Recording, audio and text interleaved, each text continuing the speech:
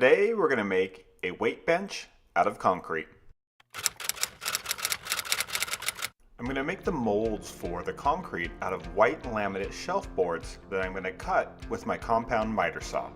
I cut pieces of 2.5-inch wide vinyl trim board for the side panels. I drilled holes in 2 of the laminate boards that were big enough for a 1-inch diameter iron pipe to go through. I glued the mold together using my hot glue gun. I'm really happy that Ryobi made a hot glue gun. Finally, I have a great hot glue gun that's cordless. I sealed the seams on the sides of the molds with the hot glue gun, but I used silicone sealant on the bottoms because I wanted them to be smooth because they're going to rest on the ground. I inserted the steel pipe and then wrapped some reinforcement wire around it to make reinforcement for the concrete parts. I then screwed on a coupling on the inside of the mold, put on the reinforcement wire, and then hot glued it into place. Now I wanted the 2 concrete molds to be perfectly perpendicular to the bar, so I glued 2 pieces of wood to them that were exactly the same length.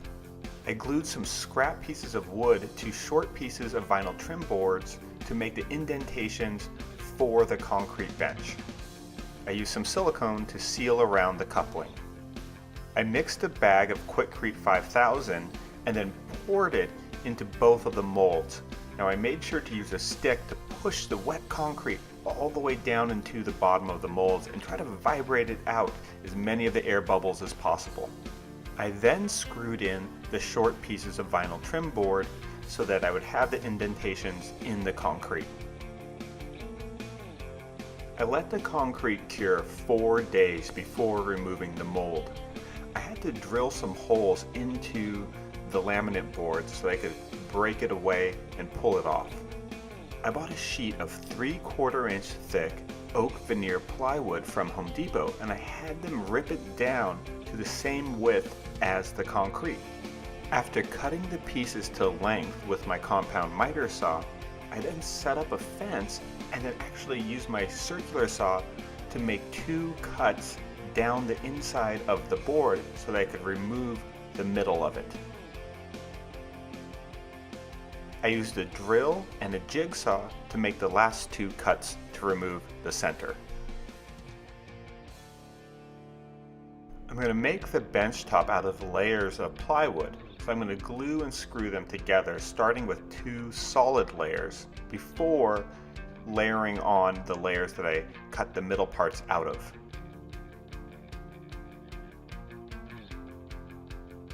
The final layer will be made out of 2 strips of plywood that will fit into the recesses that I made in the concrete. I used my drill and jigsaw to cut notches out of these pieces as well.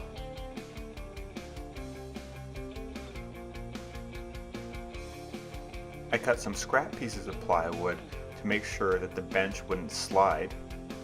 I then took the middle pieces that I cut out of the other boards and cut 4-inch long sections of them. I then glued 3 of these pieces together at a time. Now when you clamp these down, the glue sometimes can make the pieces slide, which makes it a little bit difficult to keep them in line. Thankfully, my friend Mike Montgomery from Modern Builds told me this really cool tip about sprinkling table salt onto the glue so that the wood doesn't slide. It gives it a little bit of grit and it works really well. I used my orbital sander to sand all the edges of the bench smooth. I also sanded down the edges of the 4 little blocks that I made. I screwed some hinges onto the blocks. These blocks are going to be fold out supports that give the bench a little bit of extra height when it's on the ground so that there's room for my elbows to go down. I want the blocks to stay in the position that I set them in, so I'm using a combination of large magnets, which I'm going to recess into the wood, and steel plates for the magnets to stick to. Now I have supports that can add the extra height, but then also disappear underneath the bench.